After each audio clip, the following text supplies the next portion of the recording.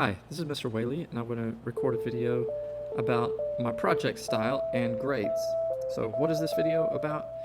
It's about your assignments, essentially.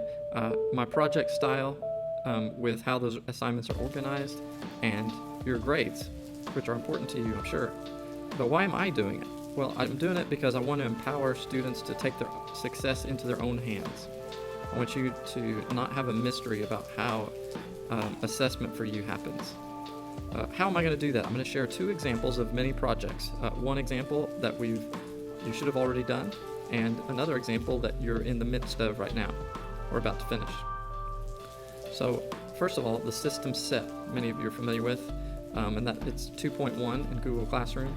But in Skyward, you'll see 2.1 set up through Orange Row or something like that. I have to abbreviate it on Skyward, so it may not have the exact same words, but this thought is there for your grade. 2.1 complete to green row, and 2.1 complete to blue and violet rows. So I'm just going to look real quick at, here's an example of a system set. They put their learning target at the top as assigned.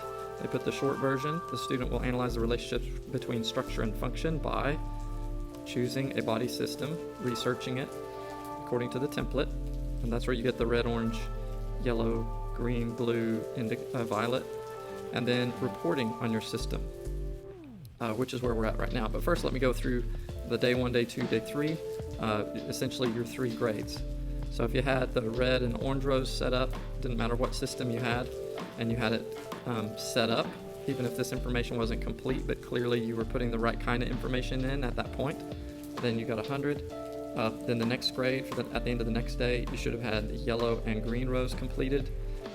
And on those, you had to have these completed. So you had to have your main organs listed and described, their structures on the yellow and their functions on the green, and you had to have a depiction, just one depiction. Then day 3, you needed to have blue and violet.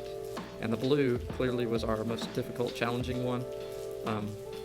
But if you did everything and then at least did that, even if it wasn't perfect, I gave you a 94 on that 3rd grade.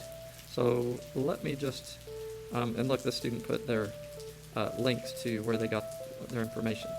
So we're basically, from my standpoint, what I can assess in students on each of these 3 is, are you organizing information? And are you analyzing, which means breaking down into parts the concepts of structure and function. And then finally, analyzing, breaking down into parts the connections, or relationships. So that's what we were going for in the system set. That's the overall project. Now let's look at the second example. This was the system interview. The skill you demonstrated, ask questions, shows predicting. So you're imagining how you're going to get that person to communicate the relationships between structures and functions. And so here's how I graded this. So 2.1b, 5 questions in the first column, that's a grade. Listening and analysis, breaking concepts into smaller parts, that was your notes from your interview. And third is listening and evaluation. So there should be an evaluation sentence. And I'm going to look at an example of that. Here's what you had to start with. I gave you this framework. So you needed to write down the learning intention, the language objective, success criteria, which is basically the what, why, or the how, sorry, in this case, and then the why, in order to show me something, demonstrate something, and then when you'll turn it in by. So this is an example right here. I'll show quickly where the student put in their own words what their learning intention was. They left a blank because they didn't know at that point who they'd be interviewing. And then their language objective. How are they going to make sure they get that? So they're going to type the 5 questions, they're going to ask the questions and type the response in notes, and they're going to describe how that person they interviewed demonstrated their analysis of the relationships or connections between structures and functions. And then they identify that the way we'll know that is your table will show it, and this sentence at the bottom. So here's the student's 5 questions on the left that they wrote. They interviewed someone, and these are the responses. I'll just go through this real quick. This is my sentence stem that I gave you guys. I know blank, whoever the name is of your interviewee. I know so-and-so demonstrated they, missed a letter there. they could describe the connections between structures and functions in their body system because they said, that's your sentence, Tim, and you finish that sentence. So here's an example.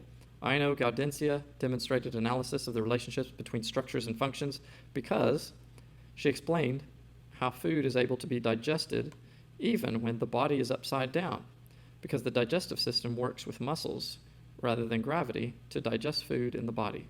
So do you see how this, in one sentence, shows that, this person could evaluate whether or not Gaudensia demonstrated that she analyzed the relationships in this one sentence. And so, well done, student. Now I could look for myself and see, wow, which were the best questions in this? But I'm hoping that's something that you would do. Let's go back here. So that was the second example of project style and grades video. And so I've talked to you about the project style, how what may look like one assignment is actually multiple assignments that I've broken down. And the way that you can see how it's broken down is if you pay attention to the what, the why, and the how so that you can be successful. Thank you for listening. Make it well, money.